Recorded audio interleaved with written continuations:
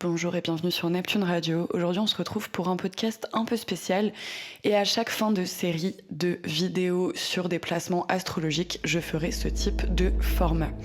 Aujourd'hui, j'ai envie de vous parler d'astrologie et féminisme, de ces savoirs interdits et de pourquoi l'astrologie fascine-t-elle autant mais est-elle autant méprisée et pourquoi ce mépris vise-t-il souvent des pratiques associées aux femmes dans un certain inconscient collectif.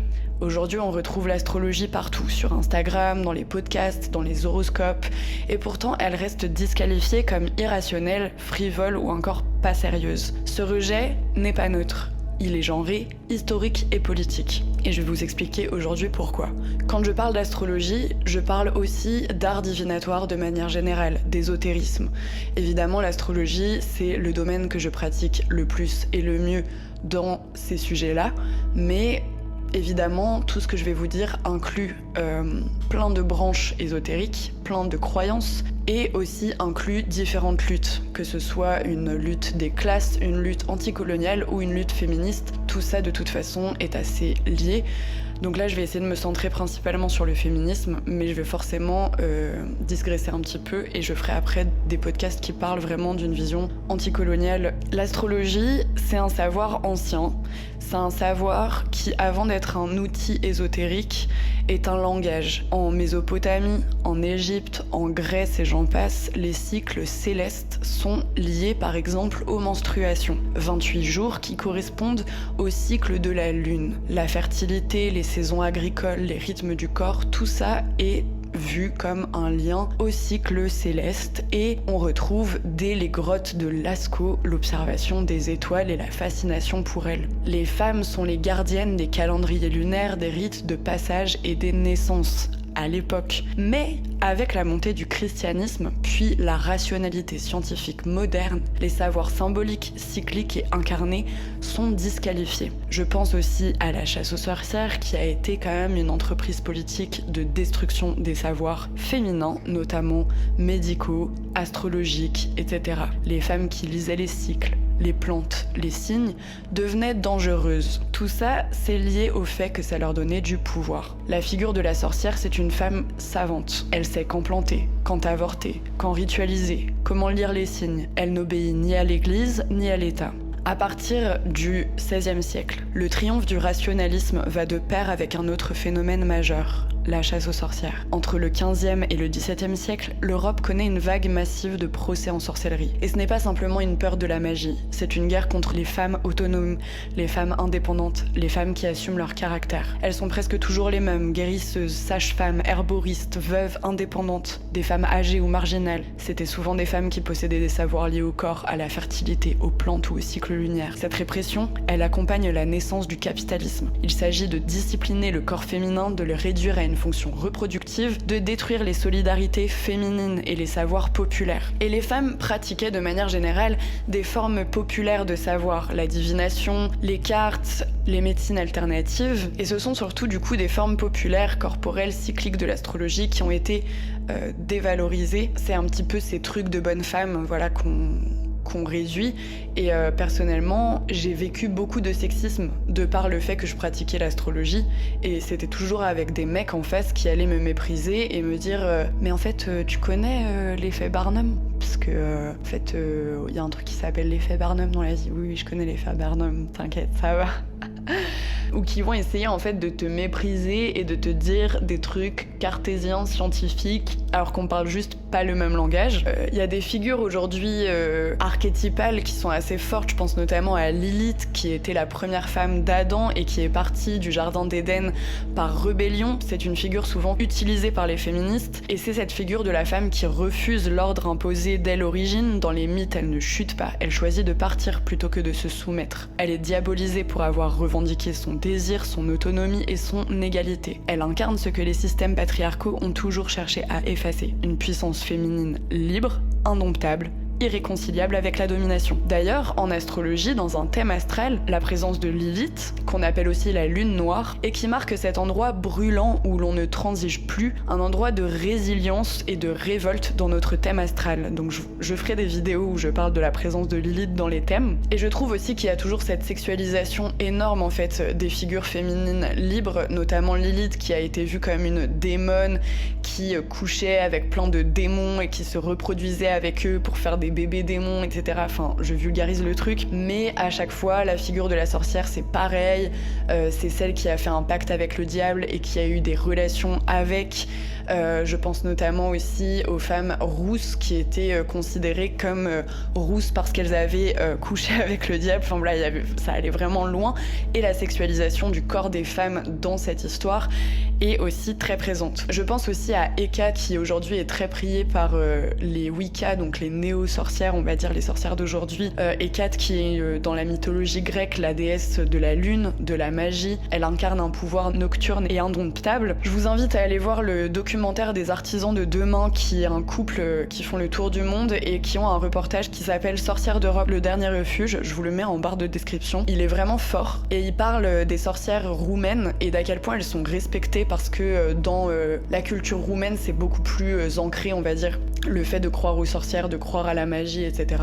Et en fait, ces femmes-là sont carrément capables de faire du chantage à l'État en les menaçant de leur jeter des sorts si l'État essaye de leur imposer des taxes et des impôts sur leur activité de sorcière. Et elles sont tellement puissantes là-bas que l'État décide du coup de ne pas les taxer parce qu'ils ont peur qu'elles leur jettent des mauvais sorts. Et je trouve ça incroyable parce que c'est vraiment ce miroir de à quel point les savoirs et les connaissances mystiques et ésotériques que les femmes ont utilisées représentent en fait pour elles une certaine forme de résilience, de pouvoir. Et je trouve que ça explique énormément pourquoi elles ont été rejetées et censurées. En 1486, 2 inquisiteurs dominicains publient le Malleus Maleficarum, le marteau des sorcières. Ce texte affirme que les femmes sont plus enclines à pactiser avec le diable parce qu'elles seraient faibles de corps et d'esprit. C'est un truc officiel, ça a vraiment existé. Les sorcières y sont décrites comme des femmes qui volent la virilité des hommes. C'est marrant parce que il y a comme une boucle qui se reproduit aujourd'hui. Enfin voilà. Elles séduisent par des pactes avec le diable. Cette littérature, en fait, elle fabrique une image d'une femme trop indépendante qui devient donc une menace et donc c'est une sorcière. Dans les procès, on a des confessions arrachées sous la torture qui tournent presque toujours autour de la sexualité, sabbat, orgie, accouplement diabolique et j'en passe. Cette sexualisation punitive sert à justifier la violence. Le corps féminin est perçu comme dangereux, il faut donc le contrôler, le punir, le brûler. Derrière les bûchers, il y a donc une guerre patriarcale contre les femmes et leur savoir. L'astrologie, elle n'a pas été persécutée uniquement pour des raisons religieuses, elle l'a été chaque fois qu'elle menaçait le pouvoir. Prédire avec les astres, c'est aussi donner un pouvoir symbolique. Et le pouvoir n'aime pas ce qui échappe à son contrôle. L'astrologie, elle pose problème au patriarcat déjà parce qu'elle valorise le subjectif. Donc le vécu, l'intuition, l'émotion, le symbolique. C'est un langage qui, historiquement, est associé au féminin, même si évidemment j'aime pas dire en gros le sensible, l'intuitif c'est pour les femmes, mais en fait c'est plus dans l'inconscient et aussi dans les croyances un peu collectives, etc. Tout ce qui est subjectif, intuitif, émotionnel, le fait de voir du symbole et de mettre un sens spirituel aux choses peut être vu comme quelque chose que font les bonnes femmes ou un truc de femmes quoi. C'est pour ça que ça pose problème. Également il y a aussi un refus du mythe de l'individu isolé.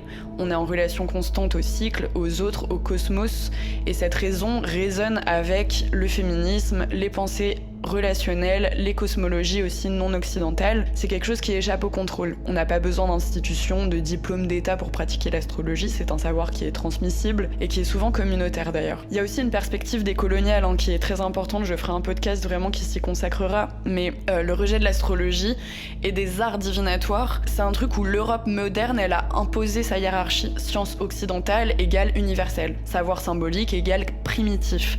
Donc les cosmologies africaines, natives américaines, africaine, indienne, arabe intègre pour beaucoup de l'astrologie, de la spiritualité ou une médecine alternative. Et pour moi, c'est reconnaître aussi que le rationalisme occidental n'est pas neutre. Il est colonial, il est patriarcal et il a servi à l'exploitation, au contrôle, à l'effacement des savoirs féminins et des savoirs racisés. L'astrologie moderne, c'est un outil de réappropriation féministe. D'ailleurs, il est aussi très présent dans les milieux queer, dans les milieux lesbiens, etc. Et aujourd'hui, pourquoi autant de femmes ou de personnes queer, de personnes marginalisées se tournent vers l'astrologie? C'est parce que ça permet de se lire autrement que par les normes habituelles, ça permet de se connecter à quelque chose de différent qu'une religion dogmatique et patriarcale notamment. Je tiens aussi à dire que à chaque fois que les hommes ont décidé de prendre du pouvoir spirituel, c'est toujours parti en cacahuète, c'est-à-dire que c'est important de se dire que les arts divinatoires, etc., les croyances, c'est des choses où on peut s'attribuer un pouvoir. On peut devenir gourou, on peut exercer une emprise sur les autres. Donc c'est pas rien quand même. Et il y a eu beaucoup aussi de répression du pouvoir spirituel de certains hommes qui s'emparent souvent de choses qui leur appartiennent pas. Il y a aussi toutes les dérives New Age, de personnes qui s'approprient des cultures qui ne sont pas les leurs, etc. Enfin, il y a vraiment tout un truc à déconstruire là-dessus, dont je parlerai mieux une prochaine fois. Mais en tout cas, il faut savoir et prendre en compte qu'il y a certains moments où il y a des personnes qui se sont attribué ça, qui ont modifié certains savoirs, certaines connaissances à leur guise pour exercer une emprise sur d'autres personnes. Et souvent, ça a été des hommes, majoritairement, évidemment. Donc il est important de prendre en compte le fait que quand, par exemple, une personne vous dit « bah moi, je tire les cartes, je lis dans le tarot, je fais de l'astrologie, etc. » Le mépris de ce genre de croyance vient de quelque chose de patriarcal. Donc en fait, la vraie question, c'est pas est-ce que l'astrologie c'est vrai ou pas, c'est on a besoin de symboles pour penser nos vies, pour ressentir nos vies. L'astrologie, c'est un langage archétypal, une cartographie du psychisme, un art du sens, dans un monde capitalisme qui nous veut linéaire, performant, déconnecté de nos corps. Et je trouve que on est dans un monde actuellement qui manque d'une spiritualité, d'une verticalité saine, liée à la compassion, liée à l'amour, liée à l'écoute de notre intuition et de nos émotions. Je pense notamment à un livre qui m'a énormément marqué, que je vous conseille, que je vous mets aussi en barre de description, qui s'appelle Spiritualité radicale, de Yuna Visentin. Je vous lis quand même le petit synopsis du livre parce que je le trouve super. Ce livre explore d'autres façons de parler de religion, de spiritualité et de tradition dans le sillage des interprétations féministes et anticapitalistes des chasses aux sorcières, des relectures anarchistes des traditions juives, des luttes et des cosmogonies décoloniales et des liens avec les écoféministes, tissent entre travail reproductif et spiritualité. Raconter des histoires impures qui mêlent sorcières, dieux et fantômes, parler ensemble de spiritualité et de religion. C'est un moyen de faire avec les passés, tout en s'engageant à les transformer vers des futurs émancipateurs, antifascistes, pleins de solidarité insoupçonnée. Donc reprenons le ciel, lisons les astres, invoquons Hécate ou encore Lilith, ou simplement observons la lune. Tout ça sont des gestes quelque part politiques, intimes, et donc quand on vous dit « est-ce que tu connais l'effet Barnum ?», vous pouvez dire « alors je connais l'effet Barnum et je connais aussi plein de plantes qui sont capables de te guérir et de te calmer et de te soigner, et je suis aussi capable de lire dans les étoiles ». Voilà, c'était Neptune Radio et on se retrouve bientôt pour de nouvelles vidéos.